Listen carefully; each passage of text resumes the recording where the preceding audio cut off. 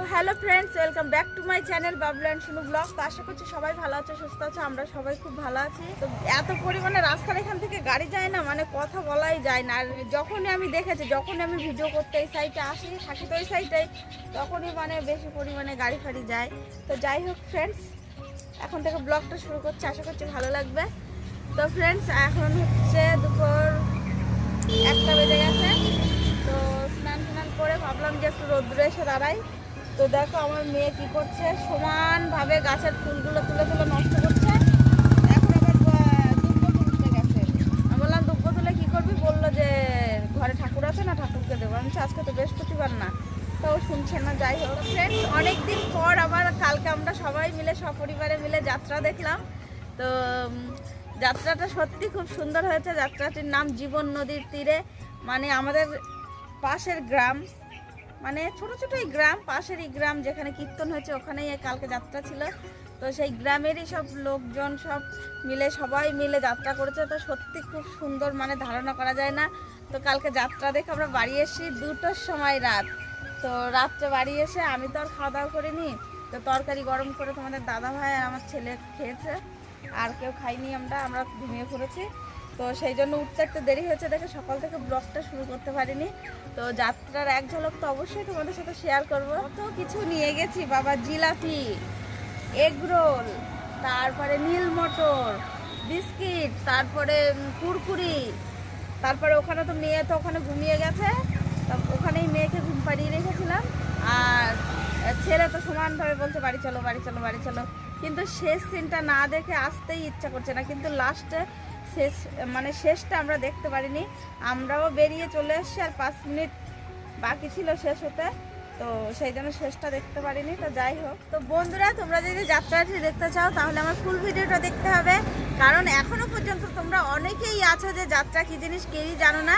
তো অবশ্যই ফুল ভিডিওটি স্কিপ না করে সম্পূর্ণ দেখতে থাকো। তো যাত্রাটা অবশ্যই দেখতে হবে। তো চলো এখন খাওয়া দাওয়া করিনি, তারপর তো তোমাদের সাথে দেখা হচ্ছে। ঠিক আছে?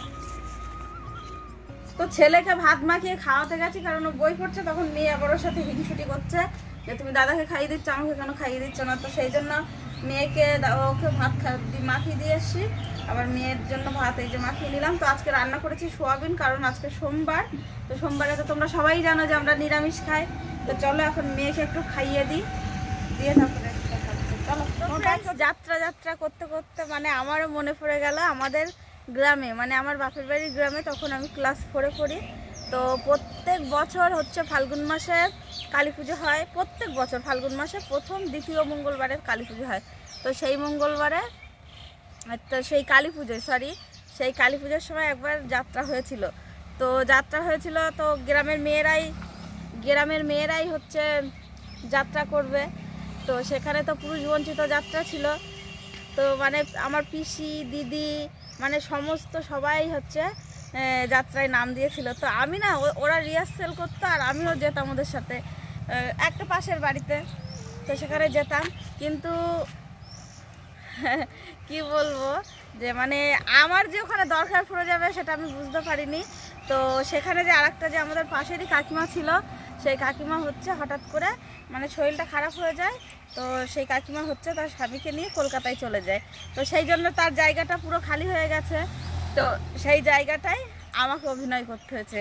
তো আমার অভিনয় ছিল একটা কাজের মেয়ে, আর আমার নাম ছিল একটা মানে ভীষণ একটা নাম, মানে নামটা বলতেও লজ্জা করে। আমার নাম ছিল তরঙ্গ।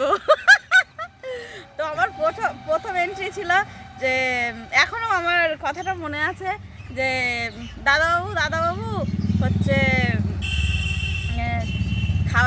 খাবার রেডি হয়ে গেছে, খাবার কি নিয়ে আসবো? তো আমার এই কথাটা এখনও মনে আছে। তো সত্যি যাত্রাটা কালকে যেখানে দেখেছি সত্যি খুবই সুন্দর। আর আমিও যে অভিনয়টা করেছিলাম, তো আমার অভিনয়ের জন্য আমি অনেক টাকাও পেয়েছিলাম, পুরস্কারও পেয়েছিলাম। তো আমার নাকি অভিনয়টা খুব সুন্দর হয়েছিল, কারণ আমার সিনটা ছিল অল্প অল্প। তো আমার পুরো মানে কথাগুলো সব আমার পুরো মুখস্থ ছিল। ওই জন্য আমি সুন্দর করে গুছিয়ে বলতে পেরেছিলাম। তখন আমি ক্লাস 4-এ পড়ি। তো যাই হোক, যাত্রাটা আমাদের এখানে যাত্রাটা খুবই সুন্দর হয়েছে, জীবন নদীর তীরে। তো তোমরা দেখলে আশা করছি তোমাদের যাত্রাটা ভালো লাগবে। তো চলো ফ্রেন্ডস, আর তোমাদেরকে ওয়েট করাবো না। তো চলো তোমরা ভিডিওটি দেখে নাও।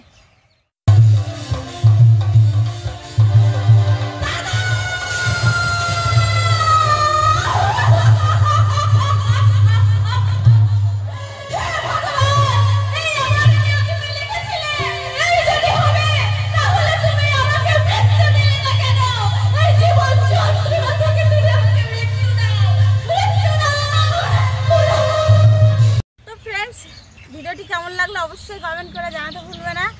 আর তোমাদের যারা বন্ধু বান্ধবী মা মাসি সবাই আছে চ্যানেল মানে আমার এই চ্যানেলটিকে বেশি বেশি করে শেয়ার করে দাও।